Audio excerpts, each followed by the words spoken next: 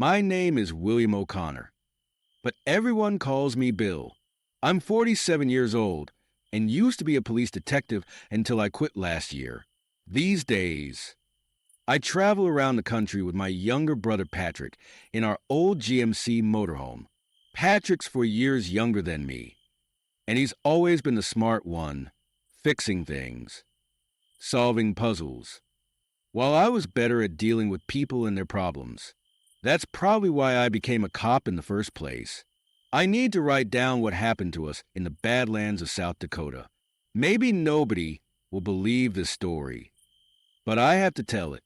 When I look at Patrick now, with his gray hair and wrinkled face that aged 20 years in one night, I know it wasn't just a bad dream.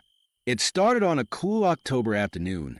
We were driving through the Badlands, surrounded by those weird rock formations that look like something from another planet, all striped in red and gray, twisted into strange shapes. Patrick was telling me about some science podcast he'd been listening to when our RV started making this awful clanking noise. Sounds like the timing belt. Patrick said, already reaching for his tools, "We better check it before we get stranded out here." I pulled over near one of those tall rock spires. The sun was still pretty high in the sky, maybe around 4:30 p.m., and we figured we had plenty of time to fix whatever was wrong. Whoa! South Dakota was only 40 miles away according to the ranger station we'd passed. We could easily make it there before dark. Boy, were we wrong. I was standing outside, holding a flashlight for Patrick as he leaned over the engine, when I noticed something weird about the sunset. The sun wasn't just setting, it was dropping like a rock. 1 minute it was above the horizon, and the next it was practically gone. "Patrick," I said, trying to keep my voice calm, like I used to do during tense situations back when I was on the force. "We need to get inside." Now, he looked up from the engine, his hands covered in grease. "What's wrong?" But then he saw it too, the sun vanishing way too fast. Like someone was yanking it down below the horizon. The light was fading so quickly that the rocks around us seemed to move, their shadows stretching out like long, dark fingers reaching for us. That's when we saw the drawings on the rocks near our RV, old cave paintings, the kind you see in museums. But these were different. They showed stick figures trapped in spirals, and a black sun eating the light. There were words, too, in some language I'd never seen before. But somehow I could read them anyway. Endless night comes. My watch started going crazy, the numbers running backward. The wind picked up out of nowhere, bringing the smell that made my stomach turn, like old basements and forgotten graves. We barely made it back into the RV before total darkness hit. And that's when things got really strange, because that night didn't end when it was supposed to, and we weren't alone in the dark. But let me tell you exactly what happened, hour by hour. In that long night that changed our lives forever, the first hour was the worst, because we didn't know what was happening. Inside the RV, we turned on every light we had, the ceiling lights, the little reading lamps, even the tiny bulb over the stove. Something about the darkness outside didn't feel right. It seemed to press against our windows like black ink. Maybe it's just a storm coming, Patrick said, but his voice shook a little. He was trying to be brave, just like when we were kids and he'd pretend he wasn't scared of thunderstorms. I checked my phone again. The screen kept changing, showing yesterday's date, then last week's, then years ago. The radio wasn't any better. When we turned it on, we heard all sorts of strange things. And that was Elvis Presley's newest hit, "President Kennedy Arrives in Dallas Today." Preparations for Y2K continue. Old broadcasts, playing all mixed up together. That's when I noticed something wrong with Patrick's face. "Your hair," I whispered. "Look in the mirror." Patrick went to the small bathroom mirror and just stared. Gray streaks were appearing in his dark hair, like someone was painting them on with invisible brushes. Lines formed around his eyes and mouth, wrinkles that hadn't been there an hour ago. "Bill," he said, his voice barely a whisper. "I think time is broken out here." That's when we heard it, a scratching sound against the RV's metal walls, like someone dragging their nails along the side. But slower, deeper, wrong. I grabbed my flashlight, the big heavy one I kept from my police days. Patrick picked up his toolbox wrench. We stood in the middle of the RV, back to back, just like I'd been trained to do with my partner on the force when we were in danger. "Don't look directly at them," Patrick said suddenly. "I can see them better from the corner of my eye." He was right. When I looked straight at the windows, I just saw darkness, but from the corner of my eye, I could see them, shapes that seemed to bend the darkness around them. They moved like smoke, but at edges that hurt my eyes to look at. Like my brain couldn't understand what it was seeing. I clicked on my flashlight and shined it out the window. The beam hit something that seemed to absorb the light. But for just a second, I saw what looked like faces in the darkness. Too many faces, all moving and changing. The lights are keeping them out. Patrick said, "But Bill, what happens when the RV's battery dies?" I looked at our power gauge. We had maybe 5 or 6 hours of lights left if we were lucky. Outside! The scratching sounds got louder, and now we could hear something else, like whispers, but in a language that made my head hurt when I tried to understand it. We heard a car horn in the distance, 3 short beeps, then a long one, the universal signal for help. "Someone else is out there," Patrick said, pressing his face against the window. In the dark. He looked older than me now, his face lined with wrinkles that shouldn't be there. I knew it was probably a trap. Years of police work taught me that bad situations usually get worse when you leave your safe spot. But I also couldn't leave someone out there alone with those things. "We'll take all the lights we can carry," I said, grabbing my flashlight and the battery-powered camping lantern, "and we stick together. No matter what." Patrick nodded, stuffing spare batteries in his pockets. His hand shook a little, but his voice was steady. 10 minutes. There and back. Any longer, and we might not find the RV again. The moment we opened the door, the cold hit us. Not regular nighttime cold, but a deep chill that went right through our jackets. The darkness felt thick, like walking through black syrup. Our lights made circles of safety around us, but the edges of those circles seemed to waver, like the darkness was trying to eat them. We followed the sound of the horn, keeping the RV's lights in sight behind us. That's when we found the first car, a rusty Chevrolet that looked like it was from the 1950s. Its horn was still working somehow, beeping that same pattern over and over. "Look at this," Patrick said, shining his light through the window. The car's dashboard clock was spinning wildly, and there was a newspaper on the seat. I could read the date, June 15th, 1957. "It's not just us." I whispered, "This has happened before." That's when we heard the voice. "Help, please." It came from behind a large rock formation. We swung our lights around and saw her, an old woman huddled against a stone. She looked about 80, with white hair and wrinkled skin. But something was wrong. Her clothes were modern, a neat business suit and hiking boots. I pulled over to take pictures of the sunset. She said, her voice trembling, "That was 2 hours ago. I was 35 years old 2 hours ago." I helped her stand while Patrick kept watch, his light sweeping back and forth across the darkness. The shapes were still there, just at the edge of our vision, moving closer when we weren't looking directly at them. "They're feeding on it," the woman said, on time itself. "I've watched them do it to others." The darkness gets in, and it starts eating away at your years.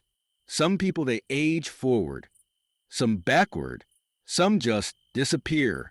We need to get back to the RV, I said firmly. The shapes were getting bolder, moving closer to our light beams.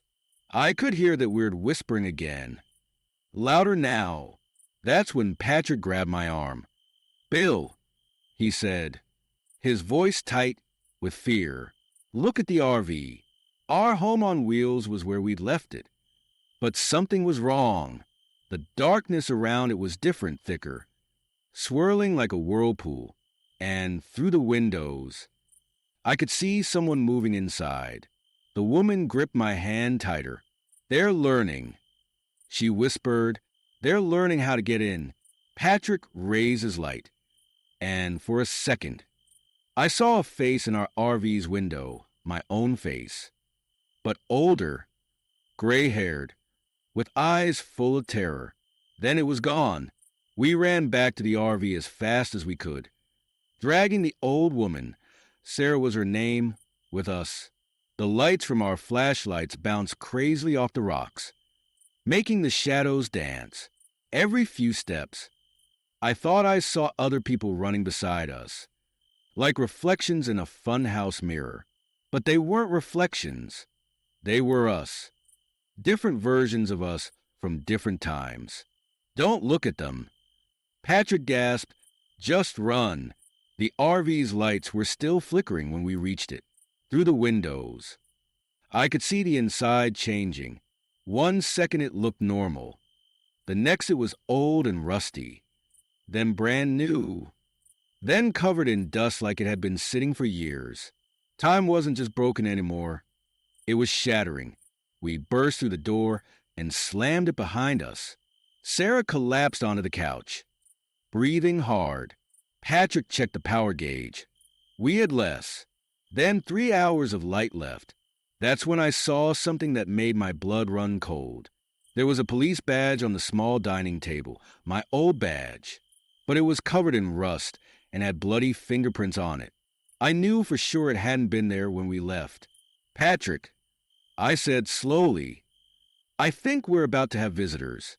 From different times." He nodded, looking even older now. His hair was almost completely gray. "I can feel them." He whispered, "Other versions of us. They're trying to warn us." The radio crackled to life again. But this time we heard our own voices. "Don't trust the lights, Dash. The cave behind the RV, Dash. You have to split up, Dash. No.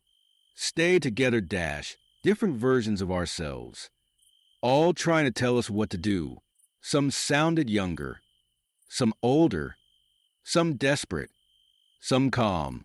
Sarah touched the window with a shaking hand. "Look," she said, "outside." The darkness had changed. It wasn't just black anymore. It had depth, like we were looking down into a deep well, and in that depth, we could see things moving. The creatures weren't hiding anymore. They were coming. "Bill," Patrick said suddenly, "I remember things that haven't happened yet." His eyes were wide and scared. "I remember us trying to escape 5 different ways. I remember us failing 4 times. Before I could answer, there was a knock at the RV's door. 3 slow knocks. "Don't," Sarah whispered, but I had to. I knew I had to. I opened the door and found myself staring at myself. An older version of me, maybe 10 years older, with a long scar down one cheek. "You only have one chance." My other self said, "The creatures, they're not just feeding on time. They're feeding on choices. Every choice we didn't make. They make it real. But that's also their weakness." The lights flickered again, and my other self looked scared. "Listen carefully," he said. "Patrick is the key. His mind is splitting across all the timelines. He can see every choice, every possibility. But using that power will cost him years of his life.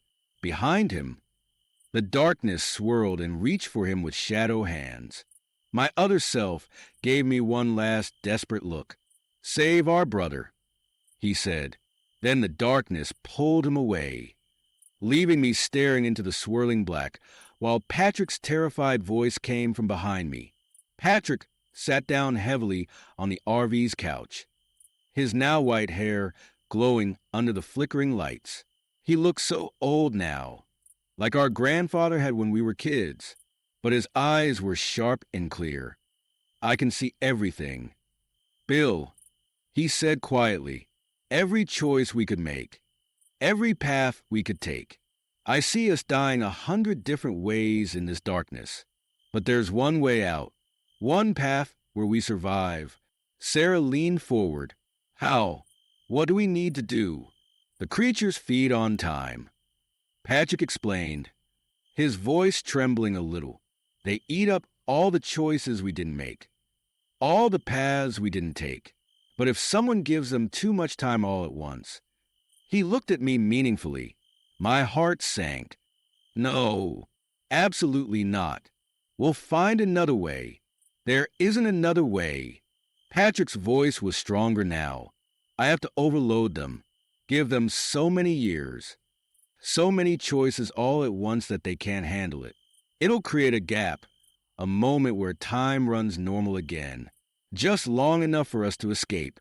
The lights dimmed again, and outside, those shadow shapes pressed closer to our windows. They looked almost solid now, their edges sharp like broken glass. How many years? I asked, even though I didn't want to know. Patrick swallowed hard. 20, maybe more. But Bill, it's okay. Better to be old than gone forever. Sarah touched Patrick's hand gently. You don't have to do this. You could let me dash, no. Patrick cut her off. It has to be me. I can see all the timelines. I can channel them all at once. That's what'll overwhelm them. I wanted to argue more. But suddenly all the lights went out. The darkness rushed in like flood water. And with it came those whispers. Hungry whispers that made my skin crawl. Patrick grabbed my flashlight and turned it on. The beam caught one of the creatures full on. And for the first time, I saw it clearly. It looked like a tear in the world. A rip in reality shaped almost like a person, but wrong in ways I can't explain. And inside it, I saw flickers of other times, other places, other lives being eaten away. 2 minutes, Patrick said, checking his watch, which was spinning wildly. When I say run, you grab Sarah and run straight for that big rock formation we passed. Don't stop. Don't look back. The sun will rise there, even if it's still dark everywhere else.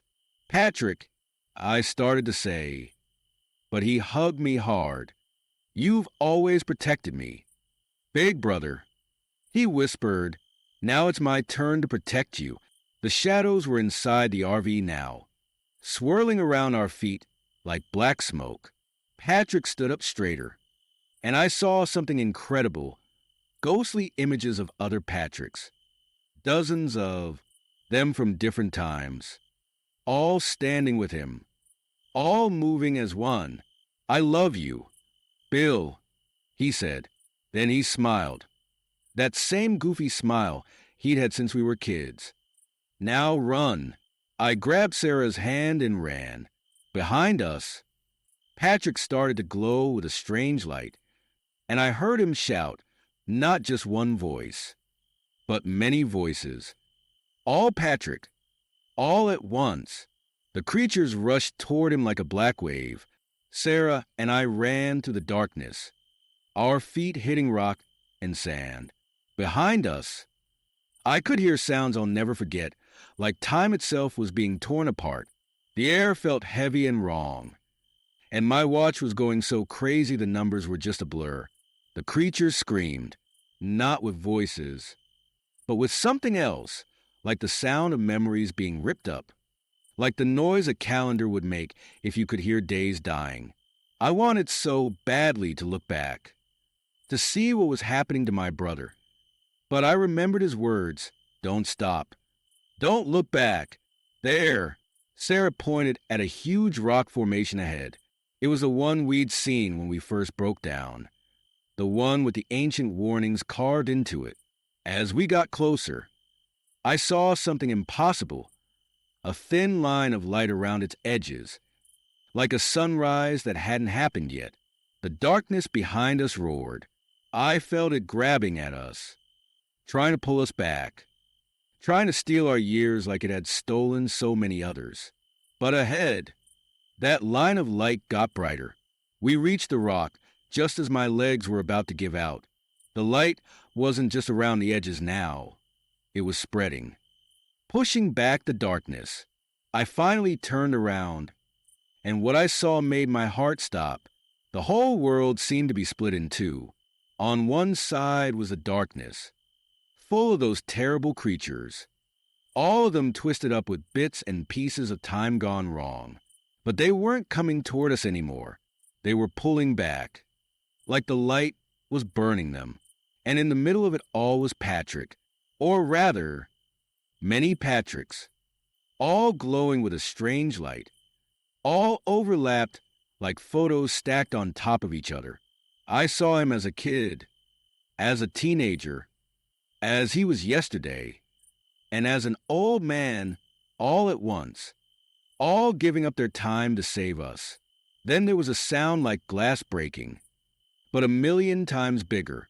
The darkness shattered, light poured in from everywhere, and suddenly the sun was rising, fast and bright and beautiful. The shadow creatures screamed one last time and vanished, taking their endless night with them. And there, walking slowly toward us, was my brother. Patrick looked like an old man now, older than our dad had been when he died. His hair was completely white, his face lined with wrinkles, his back slightly bent, but his eyes were the same as always. Did it work? He asked in a shaky voice. Did we beat them? I ran to him and hugged him as carefully as I could. Yeah, little brother, I said, crying like I hadn't cried since I was a kid. You did it. You beat them.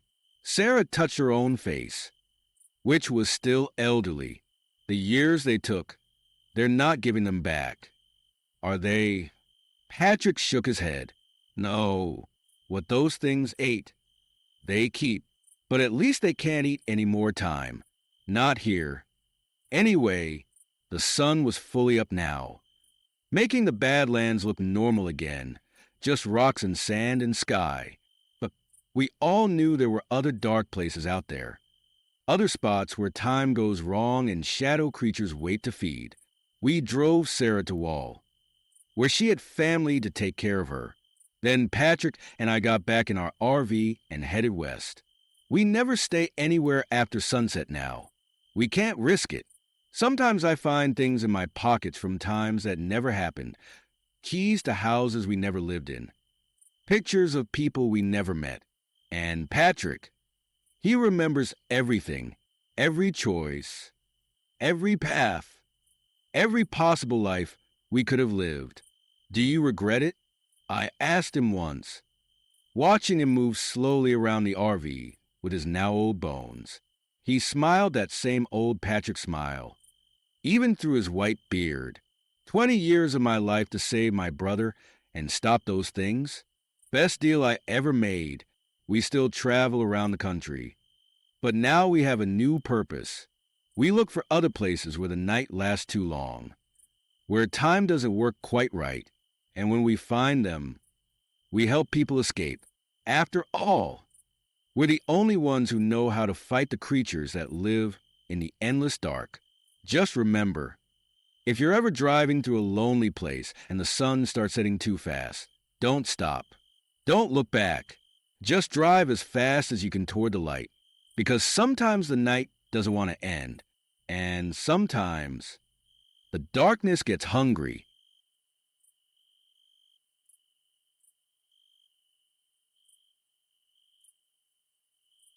My name is Eleanor Blackwood, but everyone calls me Ellie. I never thought I'd be telling this story, But I need to write it down before these memories start changing too. Just like all our old photos. It all started 3 months after my divorce, when I packed up our 1961 Shasta Air Flight with my 2 daughters and headed for the White Mountains in New Hampshire. Rachel, my 12-year-old, sat in the back reading her favorite mystery books, while 8-year-old Lucy pressed her nose against the window, counting trees as they passed by. Mom, look! Rachel suddenly dropped her book. There's something weird on those trees over there. I slowed down our RV, squinting through the foggy afternoon light. She was right. Strange marks were carved into a group of white birch trees. They looked like the kind of symbols you'd see in old fairy tale books. All swirly and connected, a shiver ran down my back. Even though the heater was on full blast, probably just some kids messing around. I said, trying to sound normal, but deep down, I knew those symbols were too perfect, too old-looking to be random teenage graffiti. Lucy put her small hand on the cold window. They're watching us. She whispered, who's watching us? Sweetie, the trees. Before I could tell her that trees don't watch people, a man in a forest ranger uniform stepped out onto the road. I hit the brakes so hard our snack bags went flying. The ranger walked up to my window, and I rolled it down. He smelled like pine needles and campfire smoke. Evening, folks, he said with a smile that didn't quite look real. Heading to the campground, I nodded. Yes. Site 17. We're staying for 2 weeks. His face got serious. Just wanted to warn you, we've had some strange things happening lately. A few hikers have gone missing when they went out alone. You should be fine with your group, but stay together, especially after dark. As he talked, I noticed a weird mist creeping around our RV. It moved like it was alive, curling around the mirrors like curious fingers. I'd never seen fog act like that before. Rachel saw it too. Mom, she said in a quiet voice, I don't think that's normal fog. I checked the mirror again, but the mist had disappeared. I pressed the gas pedal a little harder, suddenly wanting to get to our campsite as quickly as possible. When we finally pulled into Site 17, I saw something move between the trees, a tall, dark shape with what looked like branches growing from its head. It was there for just a second, then gone so fast I thought I might have imagined it. Then Lucy asked something that made my blood run cold. Rachel, what color are Daddy's eyes? That's easy. There. Rachel stopped talking. She looked confused. There, wait. I can't remember. My hand started shaking as I turned off the engine. I tried to picture my ex-husband's face, but his eyes were just blank, empty, like someone had taken an eraser and rubbed out that one detail from my brain. As we got out of the RV, the wind carried strange whispers through the trees, bits and pieces of conversations I'd never heard before, voices that didn't belong to anyone I knew. Lucy ran to check out our campsite, but stopped suddenly at the edge. The trees moved, she said, like she was telling me the sky was blue. They were farther away a minute ago. I looked at the line of pine trees marking our site's edge. They looked normal, like trees always do, stuck in one place. But when I blinked, just for a second, they did seem closer than before. Rachel pulled out her old Polaroid camera. Can I take some pictures before it gets dark? Sure. Honey, just stay where I can see you. The camera made its whirring noise as Rachel took pictures of our campsite. When she pulled out the first photo, we watched it develop together. What I saw made my heart skip a beat. There was our RV, and Lucy exploring the site. But behind one of the trees stood a figure wearing my ex-husband's favorite blue sweater, the one I'd packed away in boxes months ago. The strange mist came back, wrapping around our feet like a cat, as the sun started to set. I couldn't shake the feeling that we'd driven straight into something ancient and hungry, something that had been waiting a very long time for us to arrive. What I didn't know then was that our memories were already starting to fade, like old photographs left out in the sun. And the forest, it was wide awake, and it was starving the next morning. I woke up to Lucy shaking my shoulder. The sun wasn't even up yet, just a dim gray light filtering through the RV's windows. Mom, she whispered, the trees are talking again. I sat up, rubbing sleep from my eyes. Honey, it's probably just the wind. No. Listen. She pressed her finger to her lips. At first, I heard nothing. Then, like a radio being tuned very slowly, I caught fragments of whispers. They didn't sound like wind and leaves. They sounded like people having conversations, but all jumbled. Together, Rachel still asleep. Lucy said, but look what happened to her pictures. She handed me the Polaroids from yesterday. My hands started trembling. The photos had changed overnight. In one picture of our campsite, the RV was now green instead of white. In another, Rachel was wearing a red jacket I'd never seen before. But the scariest change was that in every single photo, that figure in my ex-husband's sweater was closer to us than before. I needed to clear my head. Let's walk to the ranger station. I told Lucy, we can ask about these weird things happening. The morning was cold, and that strange mist still hung around our feet. As we walked, I noticed something odd. The path seemed longer than it had yesterday. Trees I didn't remember seeing stood in places that should have been empty. The ranger station was a small wooden building with windows that badly needed washing. Inside, it smelled like old paper and coffee. No one was at the desk, but a thick leather book lay open on the counter. My librarian instincts kicked in, and I couldn't help but look. The book was actually a journal, and what I read made my stomach twist. October 15th. 1936, another hiker missing. Like the others, their family can't remember what they look like. The memory eater is awake again. It happens every 27 years. The forest gets hungry. It feeds on memories, starting with small ones, then bigger ones, until people forget who they are entirely. Lucy tugged at my sleeve.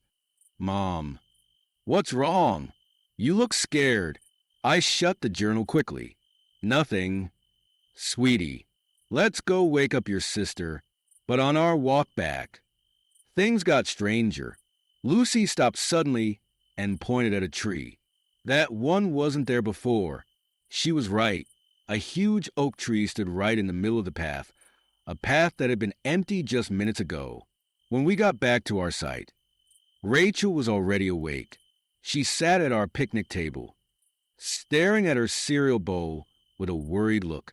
Mom, she said slowly, I can't remember what our house in Boston looks like. A cold feeling spread through my chest.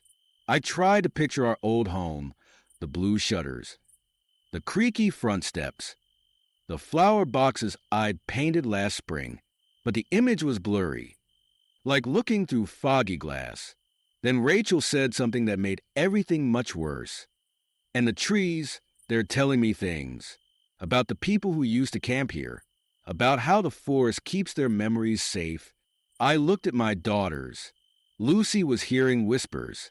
Rachel was talking to trees. And our memories were disappearing like footprints in the snow. We needed to leave. Now. But when I turned the RV's key, nothing happened. The engine didn't make a sound. We were stuck here. And the sun was starting to set again. Through the windshield, I saw that dark shape with branching antlers move between the trees. This time, it didn't disappear. It stood at the edge of our sight, watching us with eyes that looked like deep, dark pools. And somehow, I knew it was smiling that night. None of us wanted to sleep. We huddled together in the RV, listening to the whispers outside grow louder. The shadows from our flashlight made strange shapes on the walls. I remember things that never happened. Lucy said suddenly. Her voice sounded different, older somehow. I remember walking these trails 50 years ago, but that's impossible. Right, Mom. Before I could answer, Rachel grabbed my arm. The trees are getting closer. She whispered, they want to show us something. I looked out the window. She was right. The trees had moved again. They formed a tight circle around our RV now, their branches reaching toward us like hands. Then Lucy started talking again. But it wasn't her voice anymore. It was a man's voice. Rough and scared. October 1963. The forest is hungry. It took Sarah first. Then Michael. I'm next. If anyone finds us Dash. She stopped and blinked, looking confused. Mom, why was I talking like that? My heart was pounding so hard I could barely think. I pulled both girls close to me, feeling them shake. It's okay. I lied. Everything's going to be okay. But it wasn't okay. When I looked at Rachel, I saw tiny marks appearing on her skin. They looked like tree rings, brown circles spreading across her arms. And Lucy's eyes, they had changed color. They were deep green now, like pine needles. Mom, Rachel said softly, I can feel what the trees feel. They're so old and so hungry. They've been alone for so long. A tapping sound made us all jump. Something was hitting the RV's window, not branches. But that strange mist, it had gotten thicker, darker, and in it, I could see faces forming and disappearing, like bubbles rising in water. I tried to remember what our life was like before coming here, but the memories kept slipping away. What color was our couch at home? What did the kids' school look like? It was like trying to hold on to water. The harder I tried, the faster it drained away. Then we saw it again, the creature with the antlers.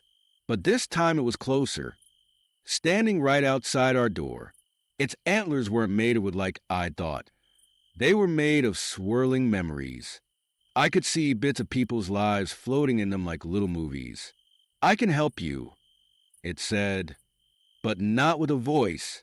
The words appeared in my head like they'd always been there. I can take away the pain, the divorce, the lonely nights, the tears. Your daughters won't have to remember their father leaving.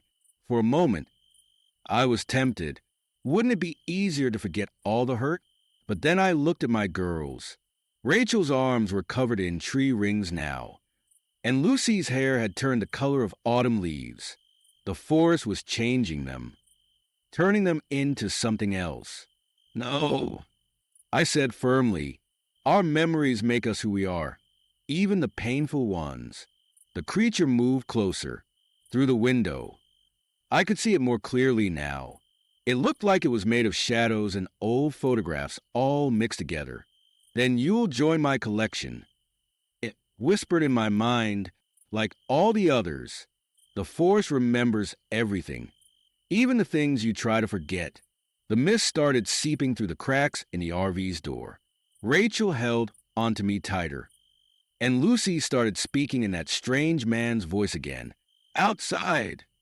The trees pressed even closer, their branches scratching against our windows like fingernails. We had to do something, fast.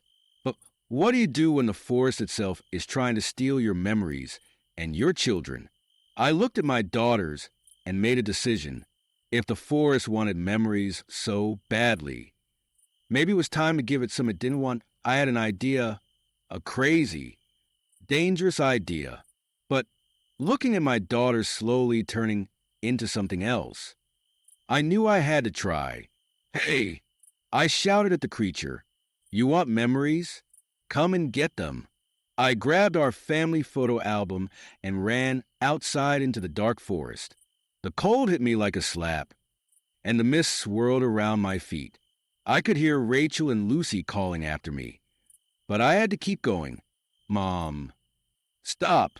Rachel's voice sounded scratchy, like leaves rustling. The trees say it's dangerous, but I kept running. The forest seemed to move around me. Trees, sliding out of my way, then closing the path behind me. Soon I couldn't see the RV anymore.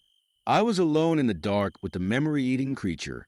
It appeared in front of me, its antlers glowing with stolen memories. In them, I could see bits of my own life playing like tiny movies. My wedding day, the girl's first steps, even yesterday's drive to the campground. You cannot fight me. It whispered in my head. I am as old as forgetting itself. Maybe, I said, trying to sound brave, even though I was shaking. But I bet you've never tasted memories like these. I opened the photo album and started remembering. Hard, not the happy memories it wanted, but the painful ones. The fights before the divorce, the night my ex-husband left, the times I cried myself to sleep, the look on my girls' faces when they realized Daddy wasn't coming back. The creature made a sound like wind chimes breaking. The mist around me turned dark and thick. These memories, it hissed, they taste wrong, bitter. Stop. But I didn't stop. I thought about every sad, angry, scary moment, all the pain we'd been through. The creature's antlers started to droop, the memories in them turning dark and cloudy. Then I heard something that made my heart jump. Lucy and Rachel's voices. But not from their mouths. Their voices were coming from the trees around me. Mom! Lucy's voice rustled through the leaves. We're here. We're everywhere. Rachel's voice whispered from the bark. The forest, it's like a big maze of memories. The creature staggered backward. What is happening? These children, their memories are becoming part of the forest. But they're not fading. They're getting stronger. I understood then. The forest hadn't been trying to eat my daughters. It had been trying to save them, to make them part of its memory. But my girls were too strong. Their memories too bright. Your memories taste of plastic and cities. The creature snarled at me. But there's taste of life itself. Suddenly, the trees parted. I saw Rachel and Lucy standing there. But they looked different. Rachel's skin glowed with patterns like tree bark, and Lucy's hair moved like leaves in the wind. They weren't scared anymore.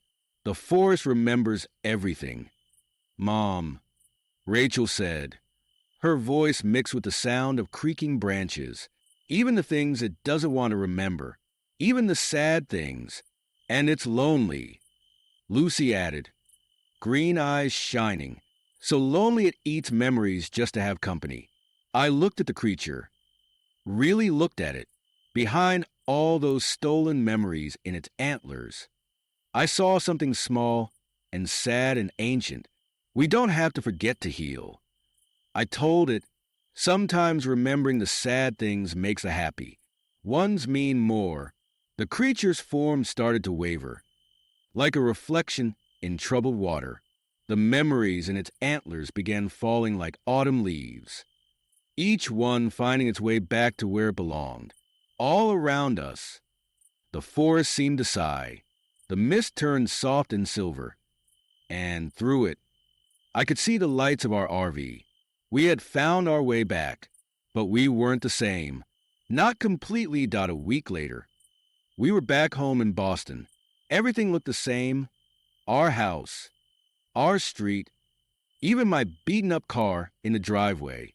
But we were different. Rachel still had those faint tree-ring patterns on her arms. They looked like special birthmarks now, and she wore them proudly. Sometimes, when we walked through the park, she'd stop and put her hand on a tree trunk, smiling like she was hearing an old friend tell a story. Lucy's eyes stayed that deep forest green, and her hair moved slightly even when there wasn't any wind. Every now and then, she'd speak in languages nobody knew, whispered words from people long forgotten. But she wasn't scared anymore. She said it was like having extra memories, like carrying little pieces of other people's stories. As for me, I could remember everything now, even the things that used to hurt too much. My ex-husband's eyes, they were hazel. Our old fights, the day he left. But the memories didn't sting like they used to. They were just part of our story, like pressed flowers in an old book. The strangest thing was our photos. Every picture we had, even the ones from years ago, showed tiny changes. In some, the trees in the background seemed to be watching us. In others, there was a faint mist around the edges. And in every single one, we were smiling just a little bit wider, holding each other just a little bit closer. One evening, while looking through our photo album, Lucy pointed to a new picture I didn't remember taking. It showed the three of us standing in front of our RV at the campsite. Behind us, barely visible in the shadows, was the antlered creature, but it didn't look scary anymore. It looked like it was guarding us. Do you think it's still there? Lucy asked. In the White Mountains? I think it's always there. Rachel answered before I could. The trees told me it's been there since the first people shared their first stories. It doesn't just eat memories anymore. It keeps them safe. I touched the photo gently. And sometimes, I said, when people need to heal, it helps them remember the right things. That night, I heard whispering coming from the girls' room. When I peeked in, I saw them sitting on Rachel's bed, looking at their old Polaroid camera. The pictures it took now were always slightly magical, showing bits of the past, present, and things that might have been, all mixed together like a beautiful dream. Mom, Lucy called out, "Come look at this one." The new photo showed us in our backyard, but the trees had moved closer, making a cozy circle around our house. Their branches seemed to wave at us, and a familiar silver mist danced at the edges of the image. The forest didn't take our memories. Rachel said softly, "It gave us new ones instead." I hugged my daughters close, feeling the slight roughness of Rachel's tree-ring skin and the gentle movement of Lucy's leaf-like hair. We weren't the same family that drove into those mountains 3 months ago. We were something new, part memory, part magic, part forest, and somewhere in the White Mountains, in a clearing that moves when you're not looking, there's an old leather journal in a ranger station. If you open it to the last page, you'll find our story. But be careful when you read it. The memories might just come alive and whisper to you too, because that's what memories do in that forest. They live, they grow, they change, just like we did.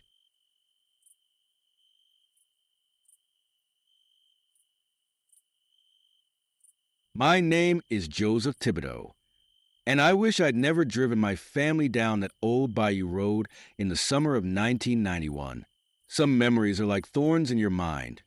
The more you try to pull them out, the deeper they dig in. But I need to write this down to warn others about what lives in those dark waters. I was 55 then, retired from my job as a boat captain. My wife, Marie, she's always been the wise one, the one who knows about the old ways and folk magic. We were taking care of our grandkids that summer. Ethan, who was 14 and thought he knew everything, and sweet little Ashley, just 11 and already seeing things the rest of us couldn't. It started when our RV broke down. We were heading to visit some relatives, taking the back roads through Louisiana's bayou country, because I thought it would be more interesting for the kids. Stupid. So stupid. The sun was setting when our old 1989 Southwind started making funny noises. I managed to pull over near an abandoned marina, Pete's Landing. The broken sign said, "Pawpaw, something's wrong." Ashley said, pressing her face against the window. Ethan was lost in his music. Those headphones of his blasting some rock song I didn't understand. Marie caught my eye in the mirror. and I saw that worry wrinkle between her eyebrows that always meant trouble was coming. The RV was tilting to one side, sinking into the wet ground. I tried to stay calm, told everyone it would just be for a minute. But then Ashley screamed. I'll never forget what I saw when I turned around. The water around the marina, it was turning red. Not rust red or mud red, but blood red. Like someone had poured 1,000,000 gallons of blood into the bayou. The color spread through the water, like food coloring in a glass. It's just a sunset. I said, but even I didn't believe it. The red was too deep, too alive. Joseph, Marie whispered, clutching her little bag of herbs and charms. It's happening again. Before I could ask what she meant, Ashley said something that made my blood run cold. There are faces in the water. Paw, they're watching us. And they're smiling. The sun disappeared completely. But that red water, it started glowing on its own, lighting up the night like some kind of evil Christmas display. Ethan finally took off his headphones and grabbed his sister's hand, trying to pull her away from the window. But we'd all seen them by then, faces forming in the bloody water. Dozens of them, all wearing the same hungry smile. The blood walker. Marie said, her voice shaking, I'd never seen my wife so scared. And that terrified me more than anything else. The old stories were true. That's when we heard it. A sound that wasn't quite a voice and wasn't quite a song, but something in between. It was like a lullaby sung by something that had never been human. And my grandchildren, they turned toward that sound like they'd been hypnotized, their eyes glazing over with the same red color as the water outside. I tried to start the RV, but the engine just clicked. We were stuck, sinking slowly into the wet ground, while that red water kept rising around us. The thing in the water, whatever it was, had been waiting for us. No, not us. It had been waiting for my grandchildren. And this was just the beginning of the longest night of our lives. Marie moved fast, pulling little bundles of dried plants from her bag and hanging them over each window of the RV. The kids sat at the small kitchen table, quiet as mice. Every few seconds, that red light from outside would pulse, like a giant heart was beating somewhere in the water. It made shadows dance across their faces, making them look scared and older than they were. I had to do something, anything to help. I'm going to check the marina office. I said, maybe there's a phone, or at least some information about this place. Be careful. Share, Marie said, squeezing my arm. Her hand was shaking. In 30 years of marriage, I'd never seen her this scared. The walk to the office was only about 20 feet, but it felt like miles. The red water had risen to my ankles, and it felt wrong, not wet like normal water, but thick and warm, like soup that's been left out too long. I tried not to look at the faces that kept forming and dissolving in it.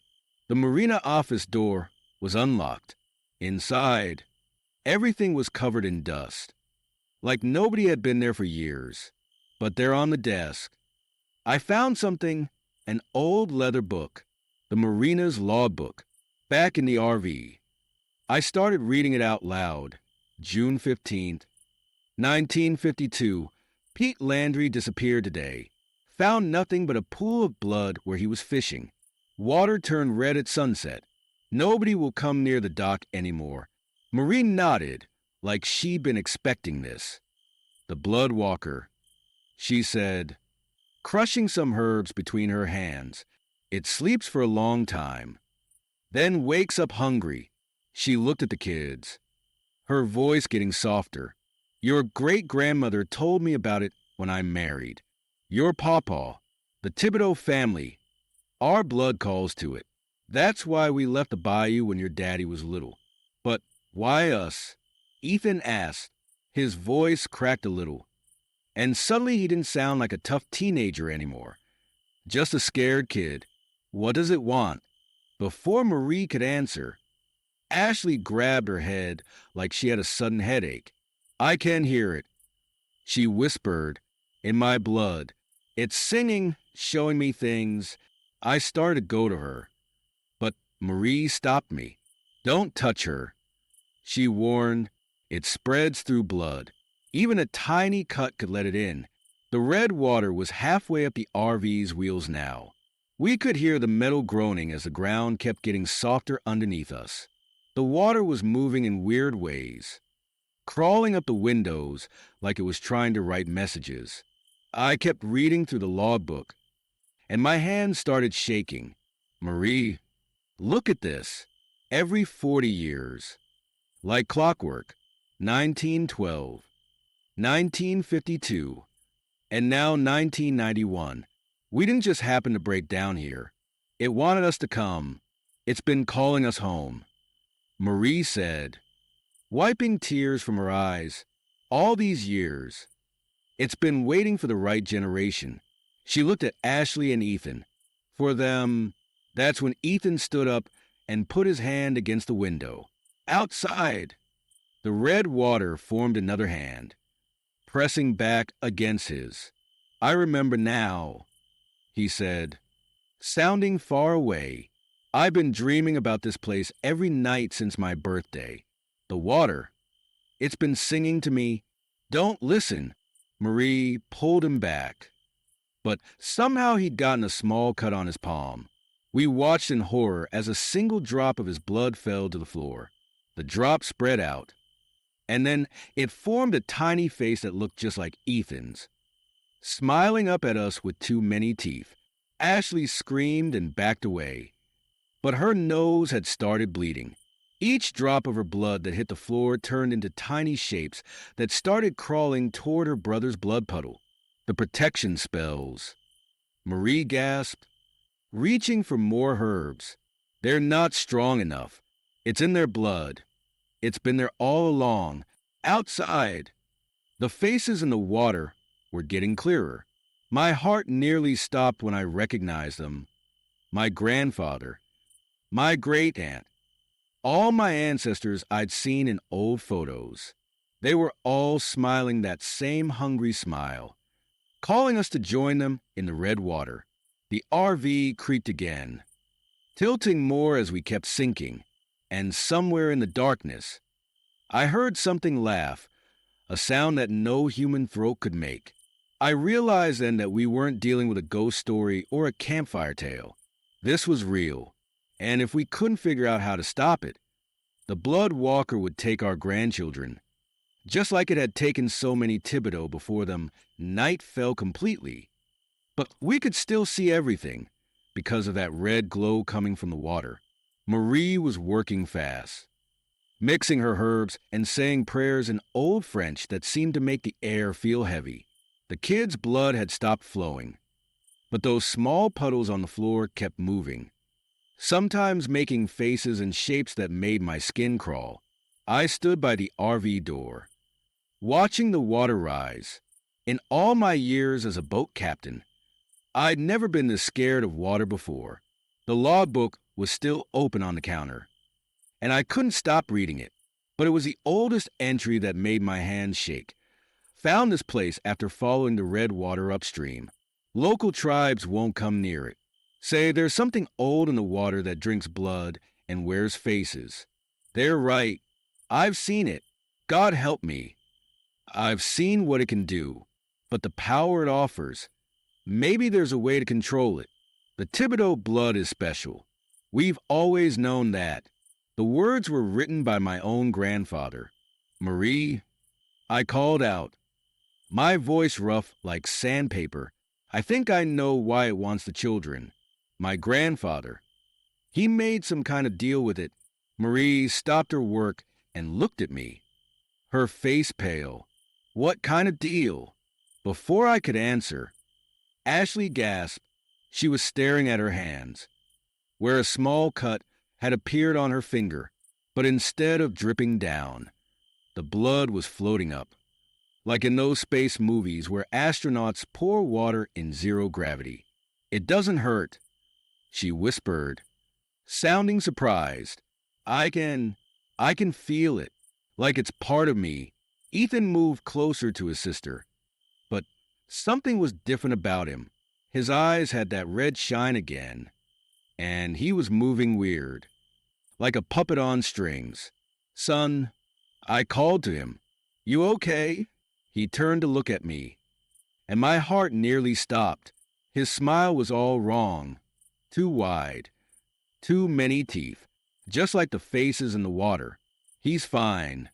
Grandfather, Ethan said, but it wasn't his voice anymore. It was older, deeper, like many voices speaking at once. He's just finally accepting his inheritance, the power in his blood.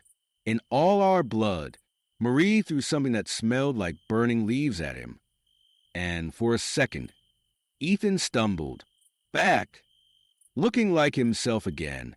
He blinked and started crying. What's happening to me? He sobbed. Something's in my head.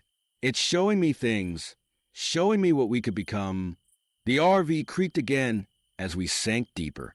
The red water was halfway up the windows now, and in that glowing red light, I could see things moving under the surface, shapes that were almost human, but wrong in ways I can't describe. Joseph, Marie said urgently, there's something else in that logbook, isn't there? Something about how to stop this. I flipped through the pages frantically. The writing got stranger as it went back in time. Like whoever wrote, it was losing their grip on reality. But there was one thing that kept showing up, the binding ritual. Last resort. Requires blood of the original family. Pain of sacrifice. Break the cycle. Ashley was still playing with the floating drops of her blood, making them dance in the air like tiny red butterflies. But now I noticed something else. Wherever her blood moved, the creature's red water seemed to pull back. Just a little. She's fighting it. Marie whispered, without even knowing it, the same power it wants to take. But she's using it against it. Ethan groaned and grabbed his head. When he looked up, his eyes were flickering between normal and that horrible red glow. It's getting stronger, he said in his own voice. Scared and young again. I can't stop it much longer. The water outside started moving faster, swirling like a whirlpool. Those faces of our ancestors pressed against the windows, their mouths moving like they were trying to tell us something. And deep beneath the surface, I saw something massive stirring, something that had been waiting generations for this moment. We were running out of time. Everything happened so fast after that. Ethan let out a scream that didn't sound human anymore, and his whole body started shaking like he was having a seizure. His skin turned pale, almost see-through, and we could see his veins glowing red underneath. Hold him, Marie shouted, digging through her bag of herbs. But don't let his blood touch you. I grabbed him as carefully as I could. But he was strong, stronger than any 14-year-old should be. His eyes had turned completely red now, like two pools of blood. You can't stop this, he said in that terrible voice that wasn't his. The boy is ours now, just like all the others before him. Ashley was crying in the corner, but I noticed something strange. Her tears were normal, clear and salty, but the drops of blood still floating around her were moving like they were protecting her, making a kind of shield.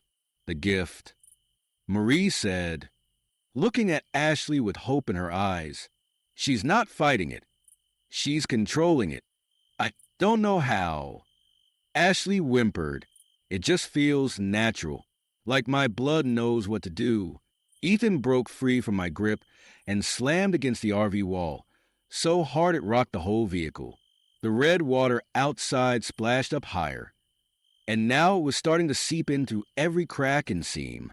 We have to do the binding ritual, Marie said, pulling out a piece of chalk and starting to draw symbols on the floor. It's our only chance. but the book said it needs family blood. I reminded her, trying to keep my voice steady, and pain of sacrifice, not death. Marie said quickly, but something precious, something that matters. She looked at me hard. Joseph, it needs to be you. You're the oldest Thibodeau here, and you need to go into the water. My whole body went cold. Ever since I retired from being a boat captain, I hadn't gone near deep water. Not since that storm that almost killed me and my whole crew. The water had been red that night, too, with the sunset and all the blood. Paw, Ashley said softly, reaching for my hand. Her floating blood drops moved with her, like loyal pets. I'm scared. Me too. Share. I admitted. Me too. Ethan was changing more by the second. His skin was almost transparent now, and something dark was moving under it, like shadows swimming in red water. When he opened his mouth to speak, his teeth had grown sharp and strange. Your fear smells sweet. The thing using his voice said, like all the others, your grandfather feared us too, until he learned to embrace the power, until he gave himself to the water. The RV creaked again, tilting even more. Water was pouring in faster now, but the stuff coming in wasn't normal water anymore. It was thick and dark, almost alive, reaching for us with dozens of tiny red hands. Marie finished her chalk drawings, circles and symbols all around us on the floor. She cut her palm with a small knife and let 7 drops of blood fall in specific spots. The ritual needs 7 drops from each of us. She explained, 7 for completion, 7 for binding. But you, Joseph, she looked at me with tears in her eyes. You have to go out there and give your blood directly to the water. You have to face it. Why me? I asked. But I already knew the answer, because you're the one it's afraid of. Ashley said suddenly, her voice stronger. I can feel it when it shows me things in my blood. It always skips over you. Paw, like it doesn't want to remember something. The thing wearing Ethan's face hissed. The captain who got away. The one who survived the storm. Your fear protects you, makes you unsuitable. That's when I understood. All those years ago, in that terrible storm, when the water had turned red at sunset, it hadn't been the sun. The blood walker had tried to take me then, but my fear had somehow kept it out. And now I had to go back into the water, face my biggest fear, to save my family. I looked at Marie, who was still drawing symbols, at Ashley, brave little Ashley, controlling her blood like it was the most natural thing in the world, at Ethan, my grandson trapped inside a monster. Tell me what I need to do. I said, outside. The water churned and roared, like it knew what was coming, like it was hungry for me. But this time, I was ready to feed it something else. Its own fear. The water was up to my waist now as I stepped out of the RV. It felt warm, like bath water that had gone cold and then been heated up again. Every step was hard, like walking through thick soup. Behind me, I could hear Marie chanting the ritual words, her voice strong and clear over the sound of the churning water. Remember, she had told me, you need to get to the deepest part. That's where it lives, where it's been waiting all these years. Ashley stood in the RV doorway, her floating blood drops swirling around her like a protective shield. Even Ethan, or what used to be Ethan, had gone quiet, watching me with those glowing red eyes. Be careful. Paw, Ashley called out. I can feel it under there. It's so angry. I took another step, and suddenly the bottom dropped away. The marina had a deep part where the boats used to dock, and I'd found it. The red water closed over my head before I could take a good breath. Opening my eyes underwater was the hardest thing I'd ever done. But What I saw, Lord help me, the faces were everywhere down here, not just floating on the surface. They were like photographs made of red water, showing every member of the Thibodeau family who'd ever been taken. Some were screaming, some were smiling that terrible smile, and some were reaching for me. Then I saw it, the blood walker, the thing that had been haunting our family for generations. It was bigger than I'd imagined, like a giant snake made of dark red water, but with too many arms and too many faces, all of them belonging to my family. Welcome home, Captain. It spoke in my head.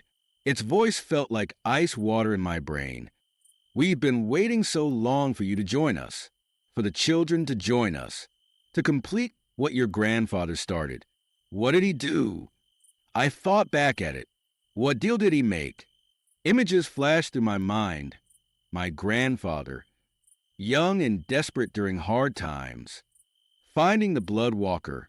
It offered him power, success, wealth, everything he wanted. All he had to do was promise it his family's blood, not just his, but his children's, and their children's, and on and on. He gave us your bloodline. The thing said, every 40 years, we get to choose, to take the ones with the strongest gift, like your grandchildren, such power in their blood. My lungs were burning.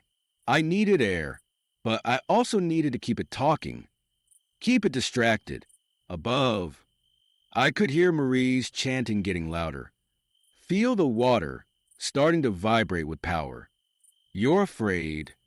I thought at it. That's why you never took me in that storm. Why you want the children instead. You're afraid of someone who's already faced death in the water and won. The thing screamed in my head, a sound like 1,000 voices crying out at once. Its huge body twisted around me, squeezing. But I noticed something wherever it touched me. The water felt weaker, thinner, like it was having trouble holding its shape.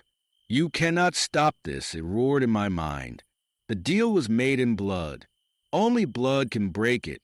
That's when I understood what Marie's ritual needed. Not just my blood, my choice. My grandfather had chosen to give our family to this thing. Now I had to choose to take us back. I pulled out the knife Marie had given me and made a cut across my palm. The blood floated up in the red water, but it stayed mine. It didn't mix with the creature's water. I reject the deal. I thought as loud as I could. I reject my grandfather's choice. I choose my family. I choose life. The blood walker screamed again, but this time in fear. My blood wasn't joining its water. It was pushing it back. Above, I heard Marie shout the final words of the ritual. Ashley's voice joined her, high and clear. Even Ethan's real voice broke through. All of them calling me back. The thing made one last grab for me, but my blood formed a shield, just like Ashley's had. The red water started to clear around me, pushed back by something stronger than fear, stronger than any deal made in the past. Love, simple as that. Love for my family. I kicked hard for the surface, for air, for life. The blood walker's screams faded behind me as its power broke. The last thing I heard it think was, "This isn't over. Captain, blood calls to blood. Always." But I wasn't listening anymore. I was too busy swimming home to my family. I don't remember much about getting out of the water. Marie and Ashley helped pull me back into the RV, both of them crying and hugging me even though I was soaking wet. But what I do remember is Ethan. My grandson was back to normal, curled up in a corner, shivering but himself again. The red water was disappearing, fading away like food coloring washing out in the rain. By the time the sun started to rise, it looked like normal bayou water again, but we all knew better now. "Is it over?" Ashley asked, still keeping her floating blood drops close to her like faithful pets. "Did we beat it?" Marie wrapped a blanket around my shoulders. The binding worked, she said, but binding isn't the same as destroying. It's still down there, sleeping again, waiting, but we broke the deal. Right? Ethan's voice was rough, like he'd been screaming for hours. Maybe he had been inside his own head. It can't take us anymore. Your pawpaw broke the original deal. Marie explained, starting to pack up her herbs and charms. But some things, they leave marks that don't ever completely fade. She was right. Over the next few days, as we drove far away from that marina, we noticed things, little things. Ashley could still make her blood move and float, though she only did it in private, practicing control. Ethan had nightmares, but he said they were different now. Instead of the blood walker calling him, he was fighting it off, winning every time. And me? Well, every time we crossed water, any water, even a small stream, it would turn slightly red for just a moment. Not blood red like before, but pink, like the water was remembering us, remembering me. We moved to Arizona after that. Seemed smart to get as far from big waters as we could. The kids grew up okay. All things considered, Ashley became a doctor. Turns out understanding blood came natural to her. Ethan became a therapist, helping other people fight their inner demons. Me and Marie, we just tried to give them as normal a life as we could. But every year, on the anniversary of that night, we all dream about it. The red water, the faces, the choice I made. Sometimes I wonder if it's really dreaming, or if the blood walker is checking on us, testing the binding that holds it. I'm writing this down now because 40 years is coming up again soon. 2031. I'll be gone by then, can feel it in my bones. But my great-grandchildren will be the right age by then. And even though we broke the deal, the blood walker's last words still haunt me. Blood calls to blood. Always. So this is my warning, my story, my truth. If you're reading this, and your family, be careful near water. If it starts to turn red at sunset, run, run far and run fast. The binding should hold, but like Marie said, some marks never completely fade. And if you're not family, well, maybe think twice about making deals with things that live in dark waters. Some prices are too high, even if you're not the one who ends up paying them. As for me, I don't go near large bodies of water anymore, but sometimes, in my bathroom sink or in a glass of water, I see a tiny face form and fade away. It smiles at me with too many teeth, and I smile back, because I know something it doesn't want to remember. I'm the captain who got away, twice, and my blood, my family's blood, it's ours now, forever.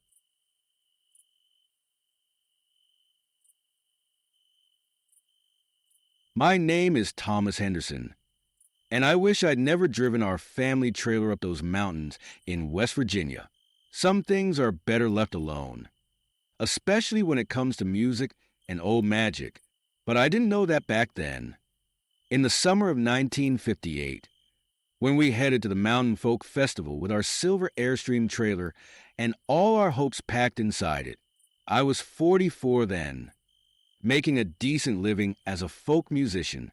My wife Ruby taught at the local school, and our son Peter, well, he was just 16 and crazy about anything to do with nature. We were what you'd call a musical family. I played the guitar. Ruby had a beautiful singing voice, and Peter was learning whatever instrument he could get his hands on. That day started normal enough. I was driving our 1956 Airstream up the winding mountain roads, with Ruby sitting next to me reading one of her books about local legends. She loves that kind of stuff, always collecting stories to share with her students.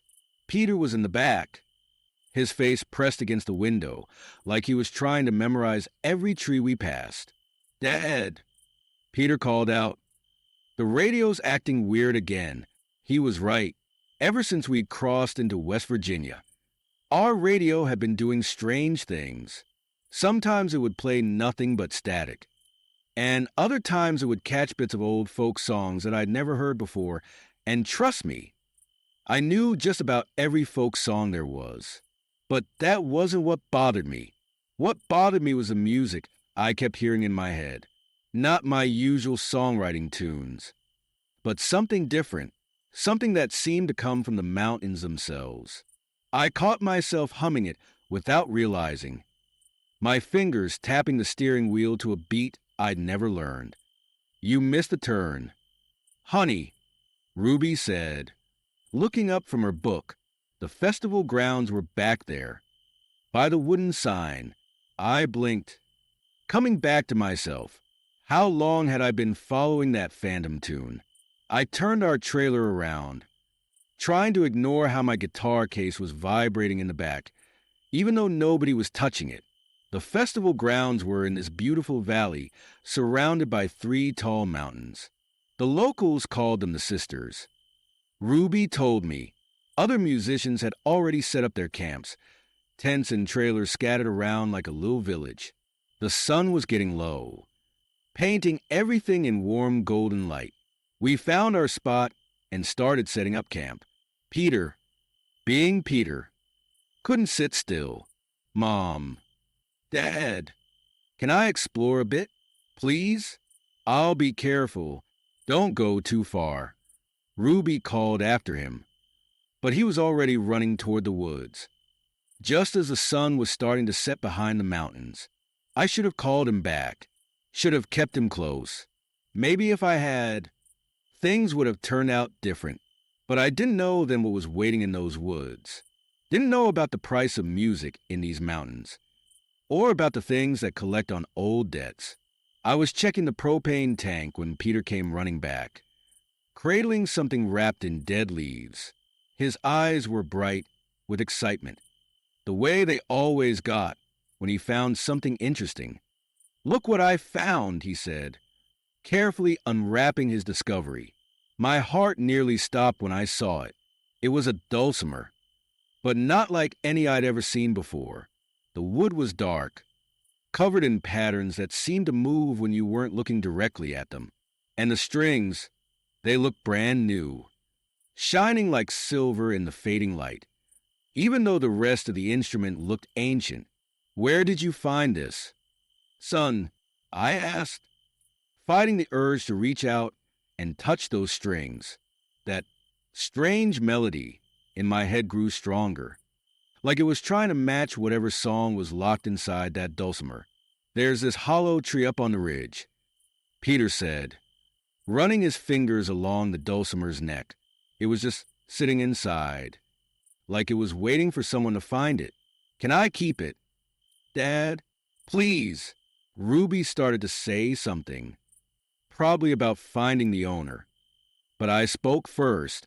We'll ask around tomorrow. See if it belongs to anyone. But deep down, I already knew nobody would claim it. That dulcimer had been waiting for us, or more specifically, for Peter. I didn't sleep much that night. How could I? When my Gibson guitar started playing by itself in the darkness of our trailer, the tune was that same one I'd been hearing in my head, but now it had words in a language I didn't know. Through the window, I saw something move through our camp, something big, walking on 2 legs but moving all wrong. It stopped by our dead campfire and turned its head toward our trailer. In the moonlight, I saw its eyes glowing like hot coals. It raised what might have been a hand, and my guitar went silent mid-note. And that's when I realized something worse. All the music in my head, every melody I'd ever known, every song I'd carried with me since childhood, they'd gone quiet, too, when morning came. I tried to tell myself it was just a bad dream, but my fingers wouldn't work right on my guitar strings anymore. Notes that used to flow like water came out all wrong, like I was just learning to play for the first time. My hands shook as I put the guitar back in its case. Ruby watched me from our little camp table, where she had spread out all her research papers. My wife has this way of knowing when something's wrong, even when I try to hide it. Thomas, she said softly, what happened to your playing? Just tired. I lied, but the worry in her eyes told me she didn't believe it. How could I tell her that my music was draining away like water through a crack? Peter had taken that old dulcimer and wandered off into the woods again. I could hear him playing somewhere in the distance, and something about his music made my skin tingle. The notes seemed to change the air around us. Clouds gathered overhead when there hadn't been any before. You need to hear this, Ruby said, pointing to one of her books. I've been reading about these mountains, the sisters. They're called. The local people here have stories about something living in these peaks, something that loves music more than anything. My mouth went dry. What kind of something? They call it a collector. She read, her teacher's voice steady but quiet. It can look like any animal in the mountains, a bear, a wolf, even a deer, but it's really after human music. It makes deals with musicians. She stopped, frowning at the page. The rest is too faded to read. In the distance, Peter's dulcimer played a tune that made birds stop singing and gather in the trees around him. The music was too perfect, too powerful for a boy who just found the instrument yesterday. Each note seemed to draw more clouds overhead, until the whole valley was dark with them. Other musicians at the festival noticed it too. I heard them whispering about the amazing young player in the woods, about how they'd never heard anything like it. But I saw the fear in some of the older folks' eyes, especially when the wind picked up in time with Peter's playing. As the day went on, I kept seeing things from the corner of my eye. A deer watching our camp with two intelligent eyes. A wolf that walked oddly upright between the trees. A shadow that looked like a bear but moved like a man. Each time I turned to look straight at them, they were gone. Ruby spent the whole day going through old newspapers she'd brought. When night started falling, she grabbed my arm with shaking hands. Thomas, look at this, she whispered, showing me a yellowed article from 1923. A family of musicians came to these mountains for a concert. They all disappeared. The only thing they found was their instruments, set up in a circle in the woods, playing music all by themselves. Thunder rolled overhead as Peter walked back into our camp. The dulcimer seemed to glow in his arms, its wooden patterns moving like living things. His fingers danced over the strings without stopping, playing music that made the air feel heavy and electric. Son, I said carefully, where did you learn to play like that? Peter looked at me with strange, distant eyes. I didn't learn it. Dad, the music was already there, in the wooden strings. It just needs me to let it out. His voice didn't sound quite like my son anymore. That's when we saw it again, the creature from last night. It stood at the edge of our camp, not bothering to hide anymore. It was tall as a tree but bent all wrong, like it couldn't decide if it wanted to be a bear or a wolf or a mountain lion. Music seemed to flow through its body like wind through leaves. My son walked toward it like he was in a trance, still playing that haunting melody. With each step he took, I felt more of my own music slip away, like it was being pulled out of me note by note. Peter, stop, Ruby cried out, but her voice was drowned by a crash of thunder. Our son sat down in front of the creature and began to play a duet with it, his dulcimer and the sound of the mountain itself making music that no human was meant to hear. And all I could do was watch, my own fingers too numb to even hold a guitar pick anymore. As the thing in the woods taught my boy its ancient songs the next morning, I had to tell the festival organizers I couldn't perform. My hands shook as I wrote my name on the cancellation form. How could I explain that my music was being stolen by something in the mountains? That's when I met Margaret Shaw. She was an old woman working at the festival's history tent, surrounded by dusty instruments and black and white photographs. She took one look at my trembling hands and said, "It's got your boy, hasn't it?" My heart nearly stopped. "You know about it?" She nodded slowly, her eyes sad. "Been here longer than these mountains. That thing has. It takes the music it wants, piece by piece. Happened to my family too. Back in 23, the disappeared musicians." Ruby whispered. She'd walked up behind me without me noticing. "That was your family, all except me." Margaret said, "I was just a little girl then. Watch that thing take my daddy's fiddle playing and give it to my brother. Same way it's taking your music now, Mr. Henderson, and giving it to your boy." Thunder boomed overhead. Even though it was morning, we could hear Peter playing somewhere in the woods, his music making the wind howl between the trees. The festival crowds gathered to listen, amazed by the supernatural sounds coming from his dulcimer. "There has to be a way to stop it," I said, my voice breaking. "Please." Margaret pulled an old piece of paper from her pocket. "Yellow with age. There is, but it comes with a price. The creature, it works through blood, family blood. That's why it takes from the father to give to the son, to break its power. You need a sacrifice." Ruby grabbed the paper, her eyes scanning it quickly. "It's a song," she said, "but these notes, they're not like anything I've seen before, because they're not meant for human music." Margaret explained, "They're the sounds of the mountain itself. Play them right, and you can bind the creature. But someone has to give up their music forever, all of it, even the ability to carry a tune." Another crash of thunder. Closer this time, through the tent's opening. I saw Peter walking through the festival grounds. He wasn't my boy anymore, not really. His eyes glowed like the creature's, and the ancient dulcimer seemed to be playing him more than he was playing it. The clouds above him swirled like a whirlpool in the sky. "He's getting too powerful," Margaret warned. "Soon he'll be lost completely, become part of the mountain song. You have to decide quickly." I looked at my Gibson guitar, sitting useless in its case. I thought about all the songs I'd played, all the music that had filled my life.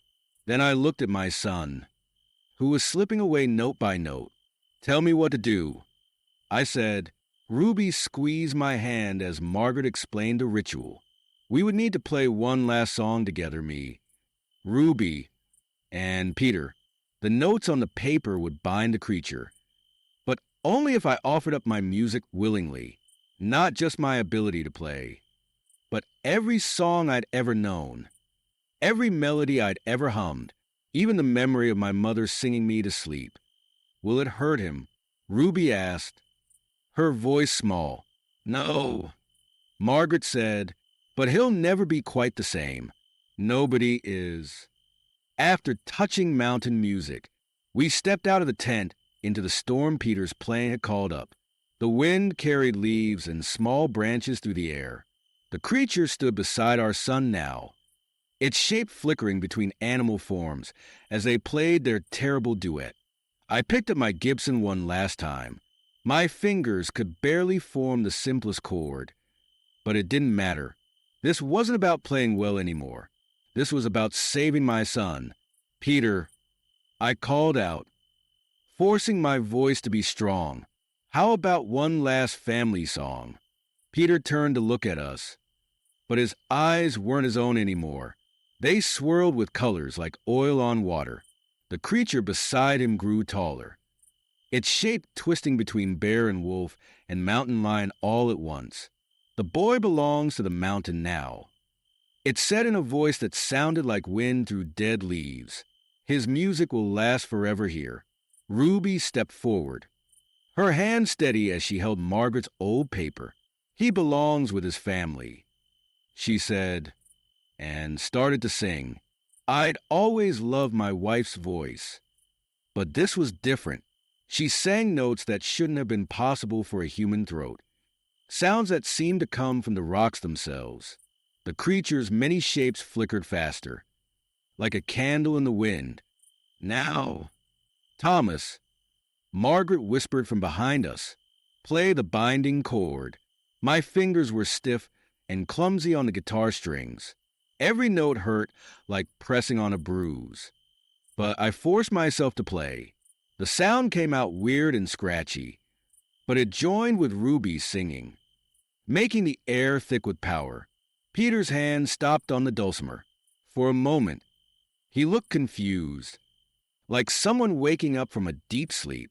"Dad," he said, his voice small and scared. "What's happening?" "Keep playing." The creature hissed at him, its voice like rocks falling down a mountain. "Feel the power in your blood. You could be more than human." The storm above us got worse. Lightning crackled between the clouds, and the wind howled so loud it almost drowned out our music. But Ruby kept singing those impossible notes, and I forced my dying music into one last song. That's when I felt it, the creature trying to take the last bits of music I had left. But this time, I let it happen. I thought about every song I'd ever known, every tune I'd ever whistled, every lullaby I'd sung to Peter when he was small. I gathered them all up and pushed them out through my guitar. The creature's eyes grew wide. It hadn't expected me to give up my music willingly. Its power came from stealing, not accepting gifts. "Peter," I called out over the storm, "remember when you were little? Remember the songs we used to sing?" Something flickered in my son's strange eyes. His fingers trembled on the dulcimer strings. "Sing with us." "Honey," Ruby called to him, "just like we used to." Peter opened his mouth, and at first, nothing came out. Then, slowly, he started humming the tune Ruby and I had sung to him every night when he was small. His voice shook, fighting against the mountain's power. But it was him. Our boy was still in there. The creature screamed, a sound like an entire forest falling down at once. It reached for Peter with hands that were sometimes claws, sometimes branches, sometimes nothing at all. But our family's song formed a circle around us, glowing like a ring of blue fire. I felt the last of my music draining away. Every song I'd ever known faded like old photographs, leaving nothing but silence behind. My guitar strings snapped one by one, but I kept playing on the broken instrument until the very end. The creature's shape started breaking apart, pieces of it floating away like dead leaves in the wind. It tried to grab onto Peter one last time, but Ruby's voice hit a note so high and clear it made the air crack like glass. "You can't have him," I said, my voice rough with effort. "A father's love is stronger than your stolen songs." With a sound like a mountain splitting in two, the creature burst apart. The ancient dulcimer in Peter's hands crumbled to dust, leaving only a few silver strings that melted away like morning frost. The storm above us broke apart, letting through beams of sunlight that seemed to wash away the last shadows of the creature's power. Peter fell to his knees, looking like himself again. Ruby and I ran to him, wrapping our arms around our boy as he shook and cried. It's been 3 months since we left those mountains. But some things changed forever that day. I haven't heard a single note of music in my head since then. Can't even whistle anymore. And when people sing happy birthday, all I hear is noise that doesn't make any sense. The doctors can't explain it. They call it amusia, when your brain forgets how to understand music. But Ruby and I know the truth. It was the price I paid to save our son, and I'd pay it again in a heartbeat. Peter's different now, too. He still plays music, but nothing like that wild mountain power he had with the ancient dulcimer. Sometimes, though, strange things happen when he practices his regular guitar. Flowers in our garden bloom out of season. Birds gather to listen, and once, during a drought. His playing brought a gentle rain that saved our neighbor's corn crop. Just a little leftover magic. Margaret Shaw had told us before we left the festival. She'd given Ruby a whole box of old papers and books about the mountain's mysteries. The creature's gone. But mountain music never leaves you completely unchanged. Ruby's been busy researching similar stories from other places. Our living room is full of books about musical legends and strange happenings in the Appalachians. She says it's important to keep track of these things, in case someone else needs help someday. Our Airstream trailer sits in the driveway now. We haven't taken it on any more trips to music festivals. I can't perform anymore, obviously, but that's okay. I found a job teaching woodworking at the high school. Turns out I'm pretty good with my hands, even if they can't make music anymore. The strangest thing is our radio. Though, no matter what station we tune it to, it only plays old folk songs now. Not the ghostly kind from the mountains. Just regular human music. Peter says it's like the radio is trying to give back a little of what I lost. In its own way. Sometimes at night, I sit on our back porch and watch the stars come out. I can't hear music anymore, but I remember what it felt like.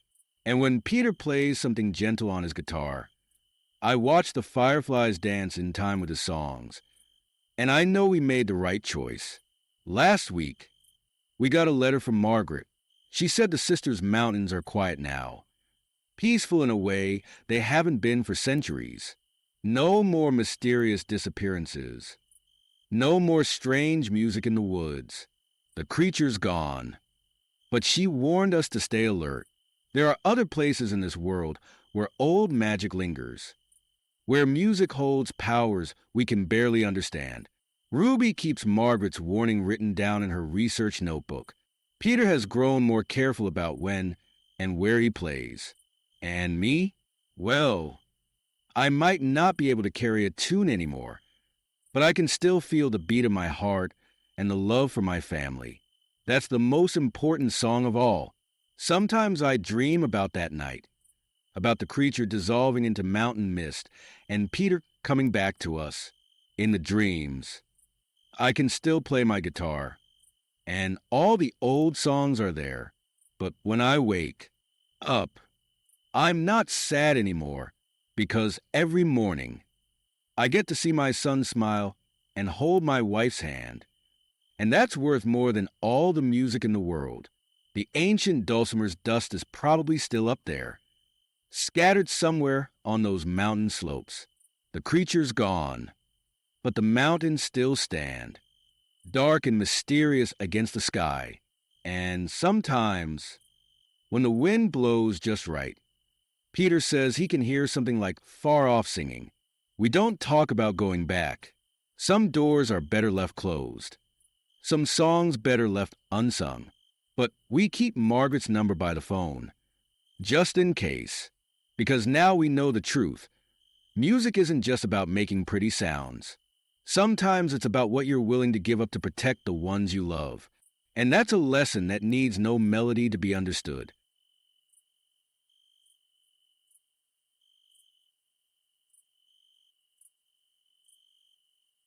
My name is Penny Reynolds, and I'm 15 years old. What happened to my family last summer in the Grand Tetons still gives me nightmares. Sometimes, late at night, I can feel them trying to talk to me through the mushrooms growing in our backyard. But I'm getting ahead of myself. Let me start from the beginning. It was supposed to be just another one of Dad's photography trips. He's always dragging us to weird places in our old Winnebago to take pictures of caves. Mom doesn't mind because she usually finds something interesting for her anthropology research. And my brother Kevin just wants to climb anything tall he can find. Me, I like looking for mushrooms. Most kids think that's pretty weird. But I've always found fungi fascinating. I guess that's why they chose me. The day we arrived at the unmarked cave system, the air felt different, heavier somehow, like right before a thunderstorm. Dad parked our Winnebago on a flat patch of ground surrounded by towering pine trees. The mountains loomed above us, their peaks disappearing into the clouds. "This is it," Dad said, his camera already hanging around his neck. "There's hardly any documentation of these caves. We could find something completely new." His eyes had that excited sparkle they always get when he thinks he's about to make a big discovery. Kevin was already unpacking his climbing gear. "As long as there are some good walls to scale."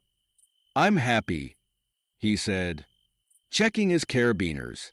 "At 17, my brother thinks he's the next great mountain climber." That's when I spotted them. Tiny dots of blue-green light scattered across the forest floor. I moved closer, kneeling down to get a better look. They were mushrooms, but unlike any I'd ever seen before.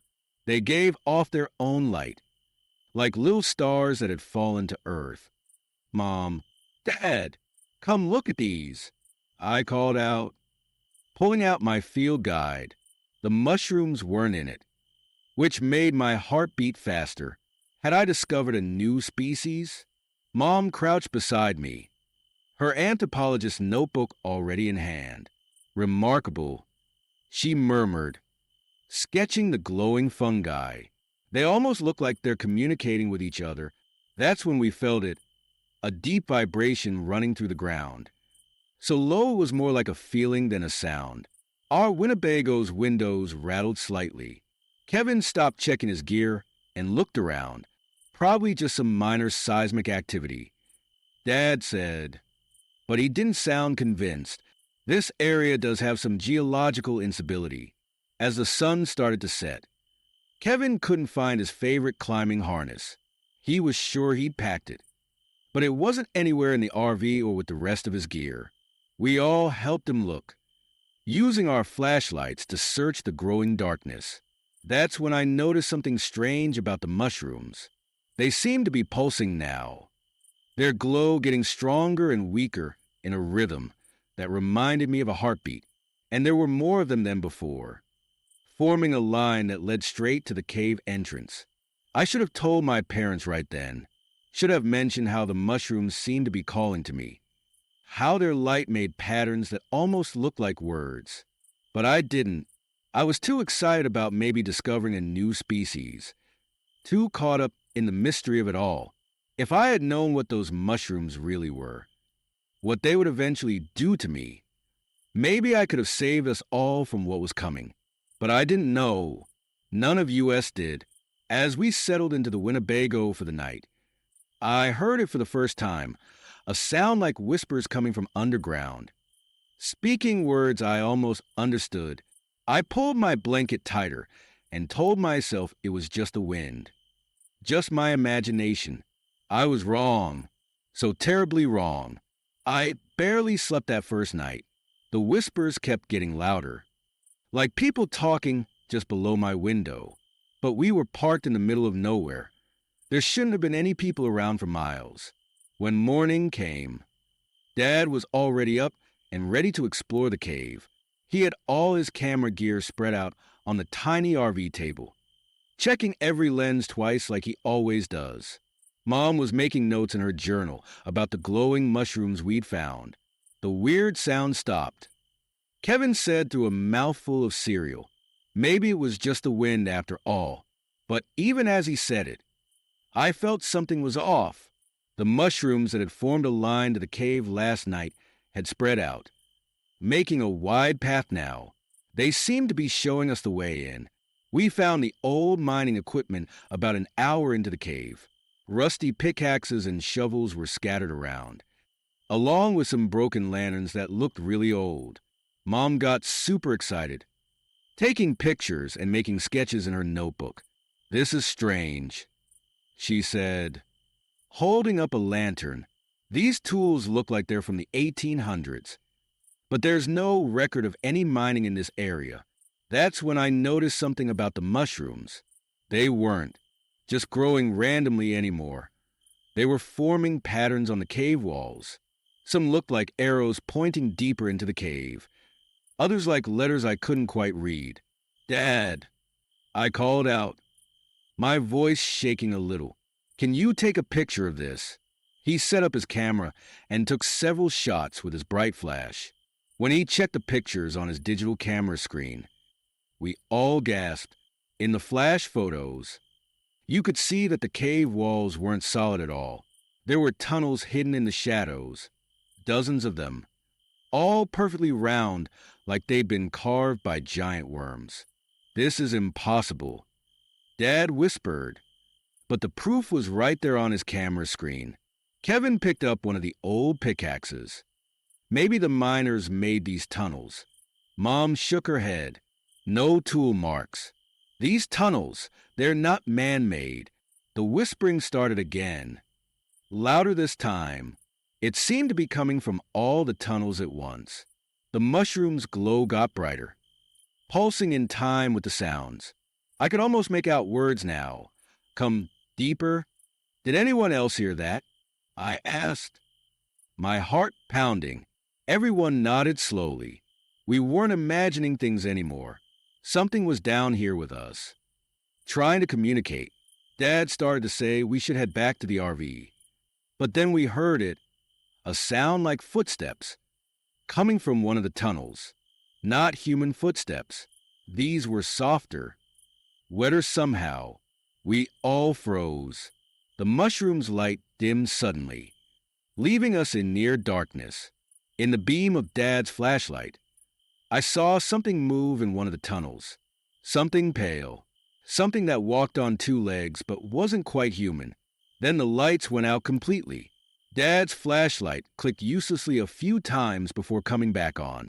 In those few seconds of darkness, the whispering had gotten so loud it filled the whole cave.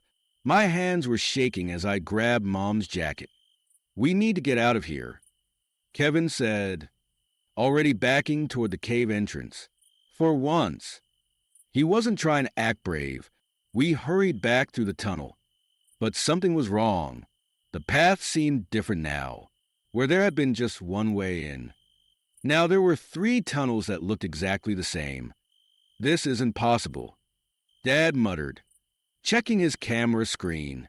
I took photos of every turn we made. These tunnels weren't here before. That's when we felt the ground shake under our feet. At first, it was just a small tremor, like a truck driving by. But then it got stronger. The old mining equipment started rattling against the stone floor. Run! Mom shouted, grabbing my hand. We picked a tunnel and ran. The beam of Dad's flashlight bounced wildly off the walls as we moved. Behind us, I could hear something. Not just footsteps now, but a wet, sliding sound, like someone dragging themselves across the cave floor. When we finally made it outside, the sun was setting. The sky had turned a deep orange. But something was wrong with our Winnebago. The back end was slowly sinking into the ground, like it was being pulled down by quicksand. My research, Mom cried. Running toward the RV, Dad caught her arm. Look, he whispered. In the fading light, we could see them. They were coming out of the cave mouth, moving in that strange sliding walk. They looked almost human, but their skin glowed with the same blue-green light as the mushrooms. Patches of fungi grew all over their bodies, pulsing with that same heartbeat rhythm I'd noticed before. The creatures didn't chase us. They just stood there, swaying slightly, like underwater plants in a current. There were 5 of them. No, 6. The last one was smaller than the others, about my size. That's when the strangest thing happened. The mushrooms at my feet started glowing brighter. And suddenly I could understand what the whispers were saying. Welcome, sister. I felt a tickle in my throat and looked down at my hands. Tiny spots of blue-green light were appearing on my skin, glowing softly in the darkness. The same glow as the mushrooms, the same glow as the creatures. Mom, I said, my voice shaking. I think I breathed in some spores in the cave. The creatures took a step forward, moving as one.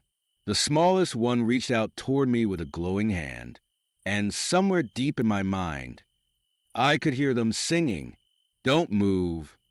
"Penny," Dad said, slowly pulling me away from the creatures. But I could feel the change already happening inside me. The spores I breathed in were spreading through my body, making my skin tingle and glow. Kevin ran to the Winnebago and grabbed his climbing rope.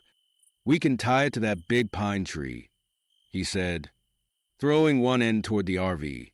"Maybe we can pull it out before it sinks completely." But as we watched, the ground around our RV turned soft and wet, like mud soup. Mom's research papers and Dad's extra camera equipment were still inside, along with all our food and supplies. The creatures just stood there watching, their fungal skin casting weird shadows in the growing darkness. "They're using the mushroom network," I said, not knowing how I knew this. "They can control the ground somehow, make it soft or hard whenever they want." "Honey, how do you know that?" Mom asked, holding my glowing hand. The words came out of my mouth, but they didn't feel like my own, because I'm starting to connect to their network too. The mushrooms, they're all linked together underground, like a giant brain. Dad tried to take a picture of the creatures, but every time his flash went off, they moved so fast they were just blurs in the photos. The small one kept reaching toward me, and in my head, the singing got louder. That's when Kevin noticed another cave entrance we hadn't seen before. "Look," he shouted, "there's light coming from down there." He was right. A faint blue-green glow was seeping out of the new cave mouth. Without warning, Kevin grabbed his climbing gear and ran toward it. "Kevin, no!" Mom screamed, but he was already disappearing into the tunnel. "I have to see what's down there." He called back, "Maybe there's a way to help Penny." Dad ran after him, his camera bouncing against his chest.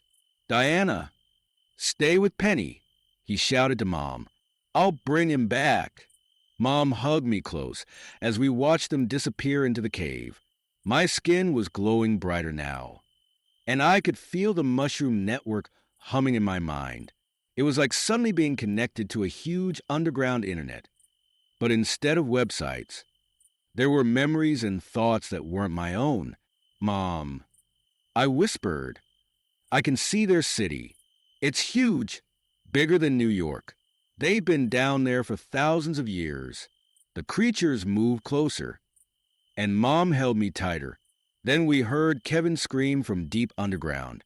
The sound echoed up to the cave entrance, followed by Dad yelling his name. The smallest creature took another step toward me and spoke out loud for the first time. Its voice sounded like rustling leaves. "They will not be harmed if you join us." "Sister," Mom looked at me, tears in her eyes. "We're not letting them take you, Penny." But I could feel the network pulling at my mind, showing me incredible things hidden deep underground. And somewhere in those tunnels, my dad and brother were in danger. I knew what I had to do. "Mom," I said, squeezing her hand, "we have to go down there. Dad and Kevin need us." She looked at the creatures, then at my glowing skin. "I won't let them take you.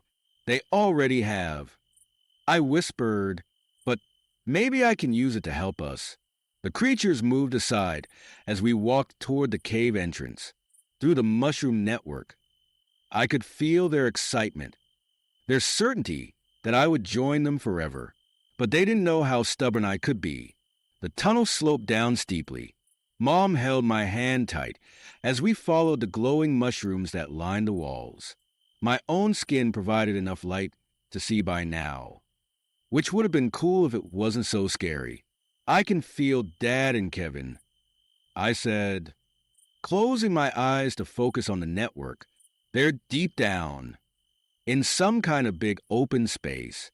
That's when we saw it, a massive underground cave bigger than 10 football fields. Glowing mushrooms covered everything, lighting up what looked like an ancient city. Buildings carved right out of the rock, stretched up into the darkness. Waterfall-like curtains of fungi hung between them, pulsing with light like giant screens. "It's beautiful," Mom whispered, and it was in a strange, alien way. We found Dad and Kevin in what looked like a town square. They weren't hurt, but they were surrounded by more of the creatures. Kevin's face was pale as he stared up at the ceiling of the cave, which was covered in a giant network of glowing mushrooms that moved like they were breathing. The photos, Dad said when he saw us, they showed me their history. They've been down here since before humans walked the earth. They're not just fungi. They're their own civilization. I finished, and they want me to be part of it. The creatures moved closer, their fungal skin glowing brighter. Through the network, they showed me everything, how they built this place, how they could reshape rock using the mushrooms, how they'd watched humans develop above them for thousands of years. "Join us," they whispered in my mind, "be the bridge between our worlds." But then I felt something else through the network, their real plan. They didn't just want me. They wanted to spread their spores to everyone on the surface. They wanted to make everyone like them. Dad must have guessed what I was sensing. He raised his camera and shouted, "Close your eyes." The camera flash went off like an explosion in the darkness. The creatures screamed, a horrible sound like tearing paper. The sudden bright light had disrupted their connection to the mushroom network. "Run!" Mom yelled, grabbing my hand. We ran through the underground city as the creatures recovered behind us. Kevin led the way, using his climbing skills to help us over fallen rocks.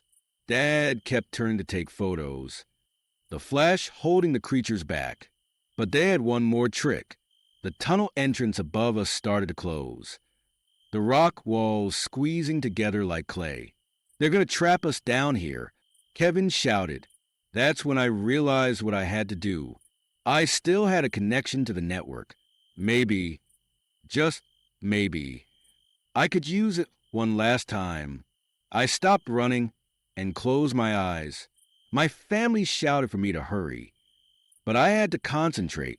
Through the mushroom network, I could feel every tunnel, every path in their underground city, and I could do more than just feel them. "What are you doing to us?" The creatures' voices echoed in my head. "Something you taught me." I answered through the network.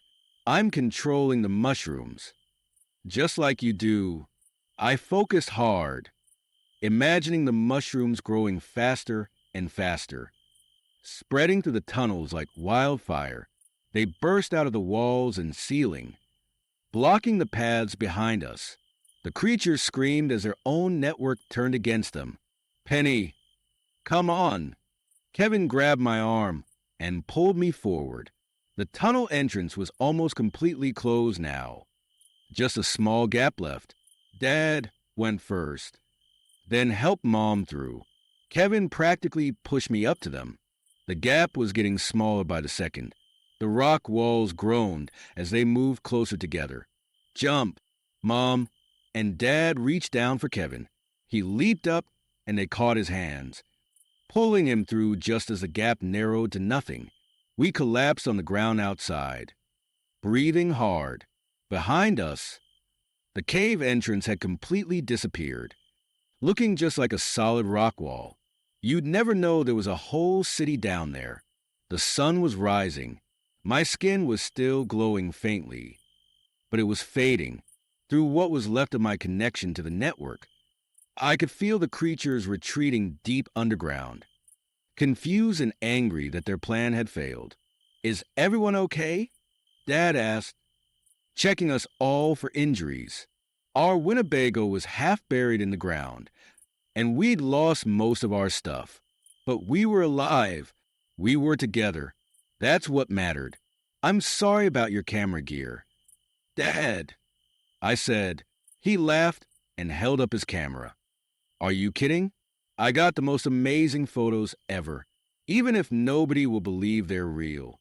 What about you? Honey, Mom touched my glowing arm gently. How do you feel? I thought about it. The connection to the mushroom network was getting weaker. But it wasn't completely gone. Different. I said, but okay. I think. Kevin put his arm around my shoulders. You saved us down there.